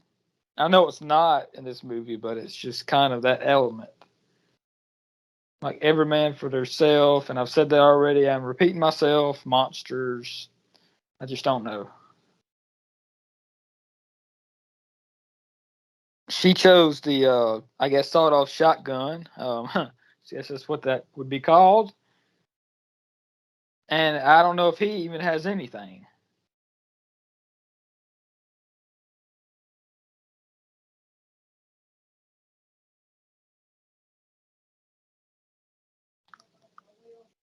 And it cuts back to the gay guys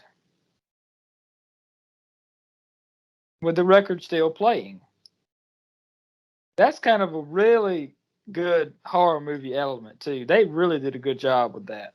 With just the kind of side things, that you might not notice the first time you see it, but it's just kind of like that element of the music playing in the background is just kind of it's not a haunting song to begin with, but like with this over this scene, it's very haunting. If that makes any sense. Pretty cool to me. The little elements in the movie like that, just kind of weird stuff, but that's why it's supposed to be weird.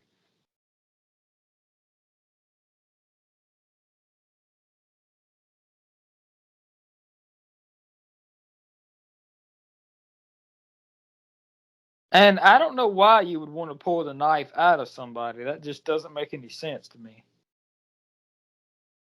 It's just kind of like beating a dead horse. I mean, kind of, unless you want to use the knife. I mean, it's kind of just like, I don't know, repetitive, pointless. Voice crackage.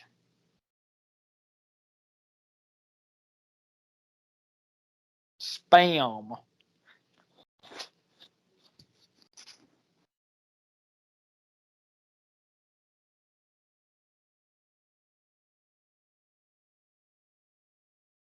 Yep. So much for the whole finish line thing, huh? That didn't work out too well for anybody. Yep, 129.55 right now, and it's just about over, people. It's coming to a head.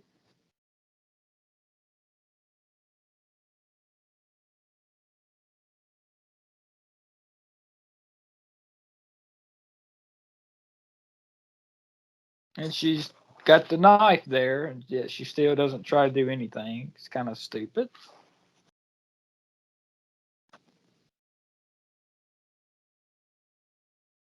That kind of reminds me of that scene in Halloween 2018 when that guy's head gets, Michael stomps that guy's head in on the road. That's what that kind of reminds me of, that scene. I thought that's what he was going to do with this guy, but he just sticks him over that side of the rail, breaks him through it. There's another F word.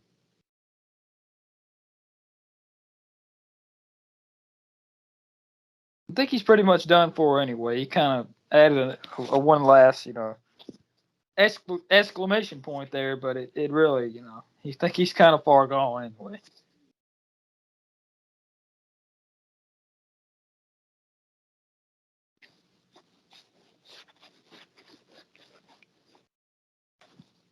Yeah, he's kind of dead, I think. Kind of past the point of no return. See, now he's just going to do it. One more explanation point. Exclamation. His whole head turned around. Yeah, that'll do it.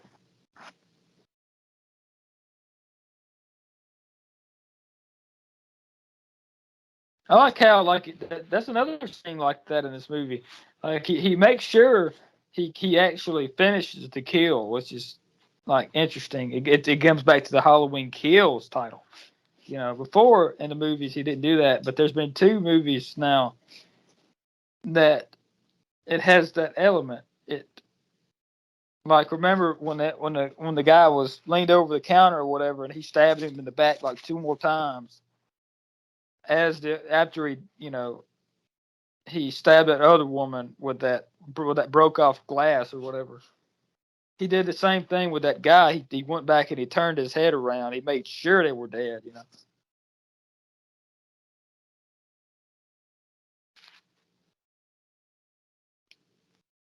He has a thing where he wants them killed. Absolutely, they don't want them. Like Devin said, he don't want to torture them necessarily. He just wants to kill them. Go ahead and kill them all.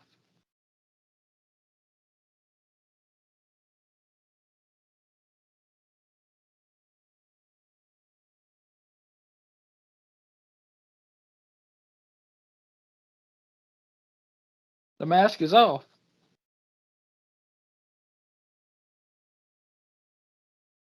The tank is clean. I'm just kidding.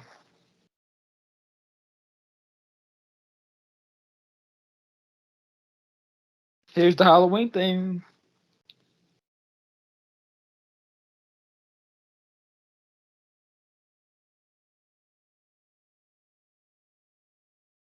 After a while, I get those two women confused, those two characters. They kind of start looking the same after a while. They have similar looks about them.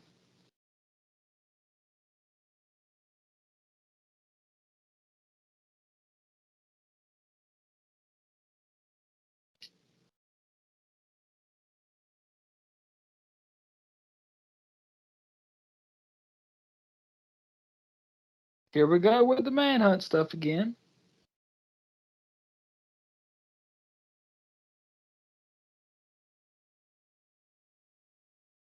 Yeah, but it's not going to end well for them.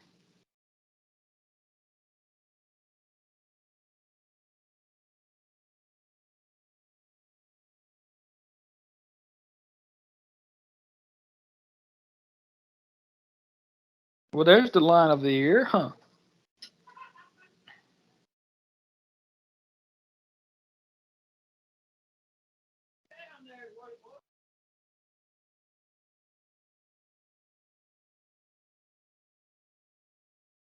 Well, that was a long dump. Crap.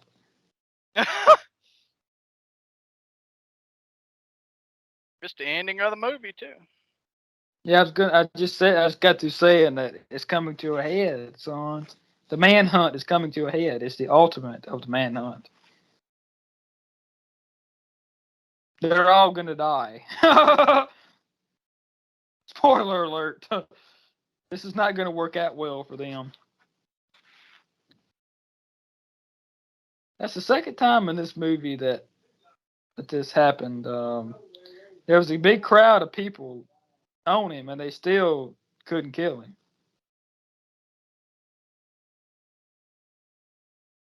Interesting. You're screwing him up.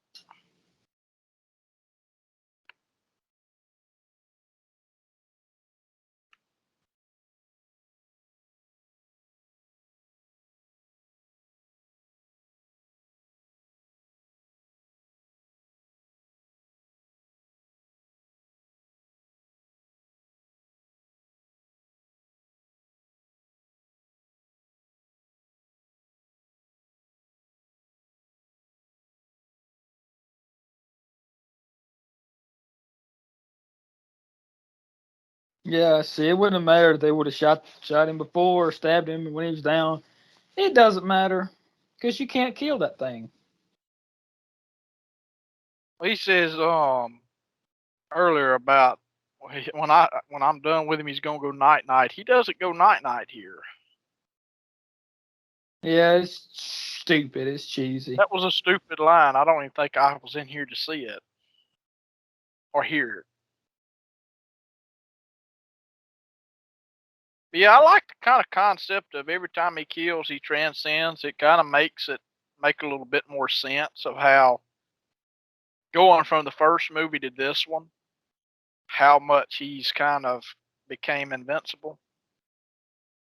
Here we go.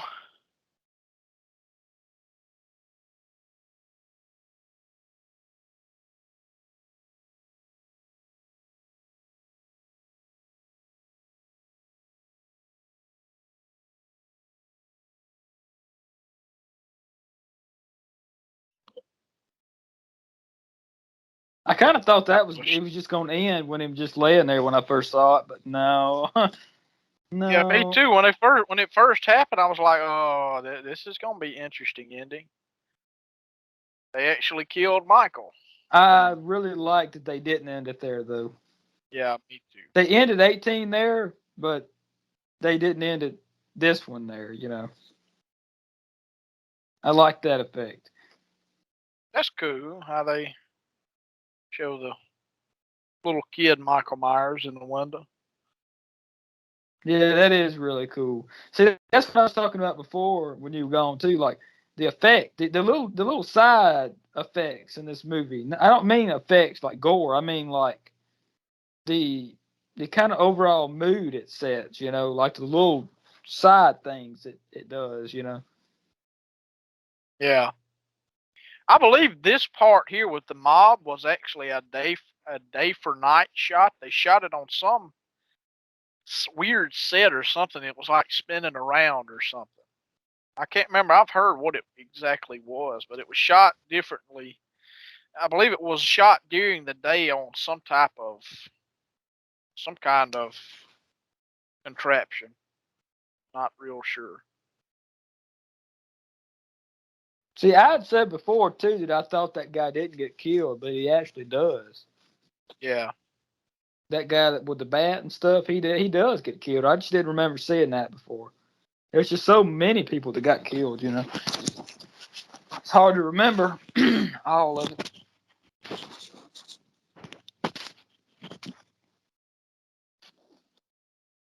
I've been doing pretty good not coughing through this episode. I usually have to cough every once in a while. I ain't even had to mute my mic that much. I have. This was Why. pretty surprising when I saw this in the theaters.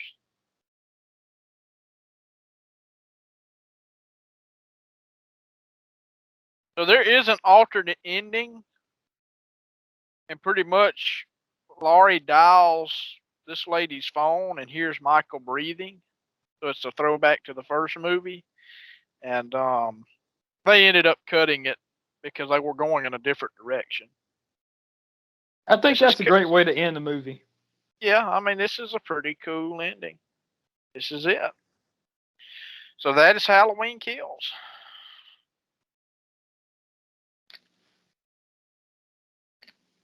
I want you to watch Prom Night after this. I saw that too. I wondered if you saw that. So that's it. That is Halloween Kills. So like I said, I do like this film. Yeah, I like it all the way through. I really do. I think there are a few little cheesy, you know, like lines, but I think it adds up to a really good movie. Yeah. So what do you give this movie out of 10? 12. 12. Okay. I probably honestly at this point in time give it a 7 out of 5, 8 out of 5, something like that. Probably more or less a 7. So you got stunt actor Douglas Tate, who actually played Jason and Freddy versus Jason during the ending scene of that movie, and it was kind of his dream to be able to play Michael Myers, and his dream was fulfilled with this film. That's 7 out of 5, you said? A 7 out of 10. I probably did You say said 7. 7. 7 out of 10, not 7 out of 5. If you realize that. You said that like that. I said 7 or 8. 7. I may give it an 8, just because. Monsters. So are you still watching the credits? Yeah. I wanted to hear the music. There's actually a closing song which is fixing to come on by the band Ghost.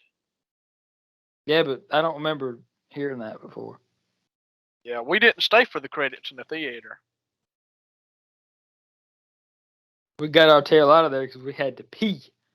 Yeah, pretty much. I like the song, actually. This ending song is actually pretty cool.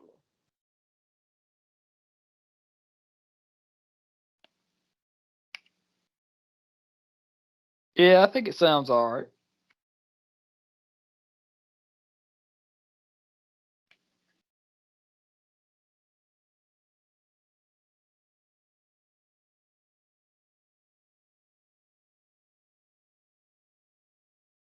So you got a 12 out of 10, and I around a 7 out of 10, 8 out of 10. Yeah, yours is a 7 out of 5. A 7 out of 5. I don't know. I'm trying to think. I mean, maybe on this watching, I'm gonna give it a 7 out of 10. I thought it was great. I think it's pretty good though. Going back to it now, I think it's not half bad. It's a pretty cool film.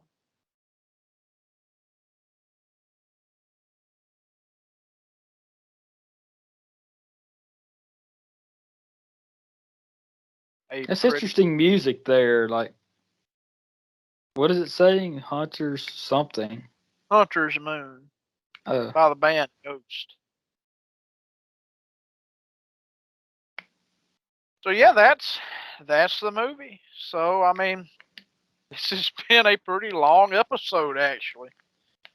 Probably over 2 hours. This probably may be our longest episode period.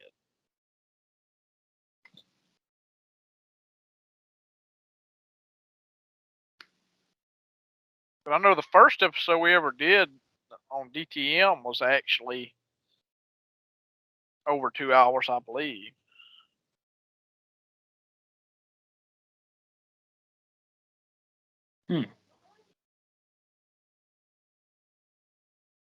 So this is kind of a.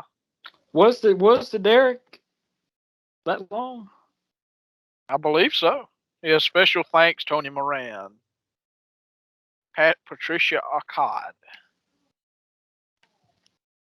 Mustafa Manla, Aaron Freeman. North Carolina. Yeah. Yep. It's no longer the MPA, it's the MPA. I mean, it's no longer the MPAA, it's the MPA. Man, my words. It's late. You're nuts. Pretty much.